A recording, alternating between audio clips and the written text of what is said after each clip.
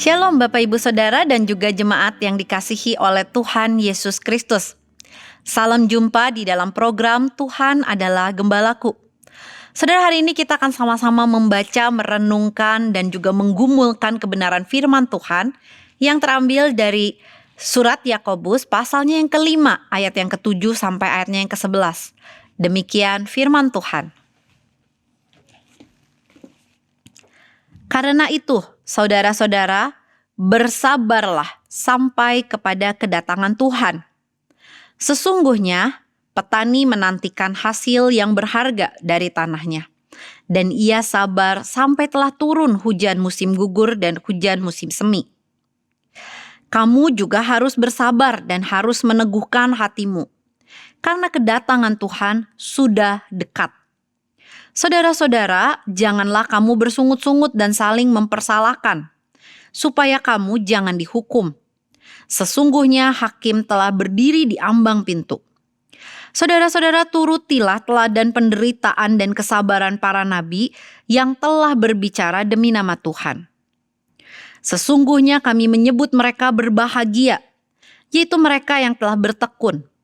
Kamu telah mendengar tentang ketekunan Ayub, dan kamu telah tahu apa yang pada akhirnya disediakan Tuhan baginya. Karena Tuhan Maha Penyayang dan penuh belas kasihan. Saudara, sekali waktu di dalam percakapan di WhatsApp, saya mendapat sebuah stiker yang bagi saya menarik perhatian.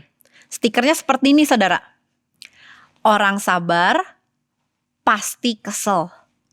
Saudara, mungkin ini hanya sebuah stiker di grup WhatsApp. Namun, stiker itu bukankah memberi tahu kepada kita bahwa menjadi orang yang sabar itu adalah sesuatu yang sangat sulit. Setuju atau tidak, saudara-saudara? Saudara-saudara, sulit sekali kita menjadi orang yang sabar, apalagi ketika kondisi atau keadaan kita tidak sedang baik-baik saja. Saudara, itulah yang terjadi di dalam kondisi para pembaca surat Yakobus yang pertama. Mereka ada di perantauan, mereka jauh dari keluarga asal mereka tidak menghadapi keadaan yang baik-baik saja. Ada orang-orang yang menindas mereka, dan di dalam perkumpulan mereka sendiri mungkin sekali ada terjadi kesalahpahaman, ada terjadi hal-hal yang saling menjatuhkan satu sama lainnya. Saudara, intinya kondisi para pembaca surat Yakobus tidak sedang dalam baik-baik saja. Namun Yakobus menasehati mereka, memberikan dorongan semangat, mengencourage mereka agar mereka punya kesabaran. Agar mereka bukan hanya punya kesabaran, tetapi di ayatnya yang ke-8 mereka punya keteguhan hati. Atau kalau menggunakan bahasa sekarang, jangan kasih kendor. Apa yang jangan kasih kendor? Tentu saja mereka tidak boleh mengkompromikan prinsip-prinsip kebenaran firman Tuhan yang sudah mereka percayai selama ini dengan keadaan di sekitar mereka. Jangan sampai kesulitan mereka membuat mereka mau mengkompromikan kebenaran yang sudah mereka percayai. Saudara, menariknya, dorongan semangat untuk para pembacanya sabar dan tidak kasih kendor atau teguh hati, ini dikaitkan oleh Yakobus pada frasa kedatangan Tuhan sudah dekat. Saudara, menarik sekali kenapa Yakobus menghubungkan dorongan untuk para pembacanya sabar dan teguh hati dengan kedatangan Tuhan.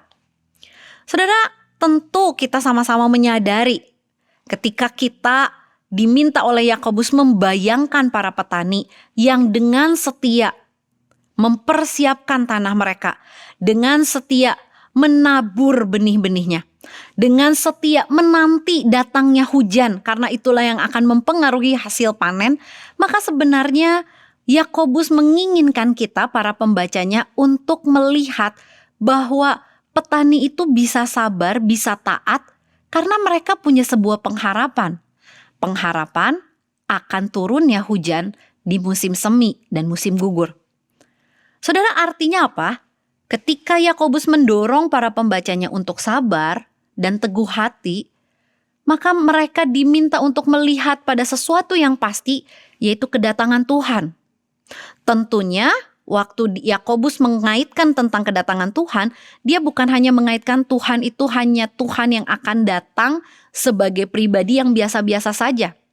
Saudara, keterangan kedatangan Tuhan di bagian ini berbicara tentang kedatangan Tuhan sebagai seorang hakim dan juru selamat.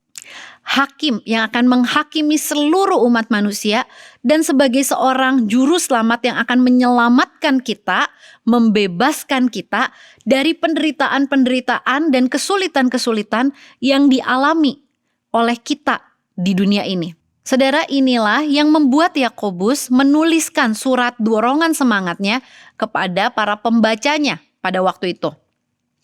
Saudara, ketika kita sama-sama menyadari bahwa kedatangan Tuhan sudah dekat dan di dalam ayat 9 dikatakan bahkan hakim itu, yaitu Tuhan itu sendiri, itu sudah ada di balik ambang pintu. Artinya Yakobus mau menekankan kedatangannya itu bisa terjadi kapan saja dan sewaktu-waktu. Kapanpun dia mau datang, dia bisa datang tanpa kita sadari. Saudara, Yakobus bukan hanya berbicara tentang kedatangan Tuhan, kemudian menyuruh seseorang itu sabar dan teguh hati. Dia menuliskan bentuk praktis yang lebih dalam dari dorongan semangatnya ini. Dia menuliskan ada dua, saudara, di ayat 9. Yang pertama dia bilang, janganlah mengeluh. Saudara, bukankah keadaan kita, kesulitan yang kita alami seringkali membuat kita itu menjadi pribadi yang terkungkung oleh masalah? Kita mungkin hanya bertanya kapan sih ini berakhir? Kapan sih ini selesai? Saudara, kita tidak lagi mempunyai sebuah pengharapan. Kita hanya menjalani serta memikirkan kapan sih ini selesai, kapan sih ini kelar. Namun saudara, menariknya adalah Yakobus mengajak kita para pembacanya untuk punya pengharapan dan tidak terkungkung oleh keadaan. Yang kedua yang dia harapkan terjadi dalam kehidupan kita yang punya pengharapan adalah, saudara, Yakobus ingin supaya kita jangan mempersalahkan satu sama lain. Saudara, natur manusia berdosa adalah saling menyalahkan. Ketika ada masalah, maka sangat mudah manusia itu saling menyalahkan dan mencari kambing hitam. Namun di dalam bagian ini, Yakobus mengajak kita, apapun yang terjadi, mari punya sebuah pengharapan kepada Tuhan yang mengetahui semuanya secara detail. Tuhan yang punya kuasa untuk menghakimi, menghukum, dan membebaskan yang tidak bersalah. Saudara, ini adalah sebuah dorongan semangat yang seharusnya membuat kita menjadi pribadi orang yang sabar dan teguh hati. Sehingga kita bisa berkata dengan penuh keyakinan, orang sabar pasti disayang Tuhan. Saudara, perhatikan di ayat 11. Di sana Yakobus mengatakan berbahagia. Sesungguhnya kami menyebut mereka berbahagia. Saudara, orang yang sabar dan orang yang teguh hati adalah orang yang disebut berbahagia. Karena dia adalah orang yang punya pengharapan kepada Tuhan.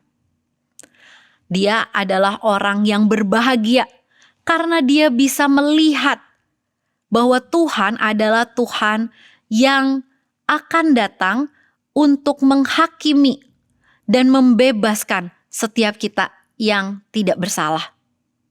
Saudara, orang yang seperti ini adalah orang yang TPS, orang yang taat sepenuhnya kepada Tuhan, orang yang percaya sepenuhnya kepada Tuhan, dan orang yang setia sampai nanti dia bertemu dengan Tuhan muka dengan muka.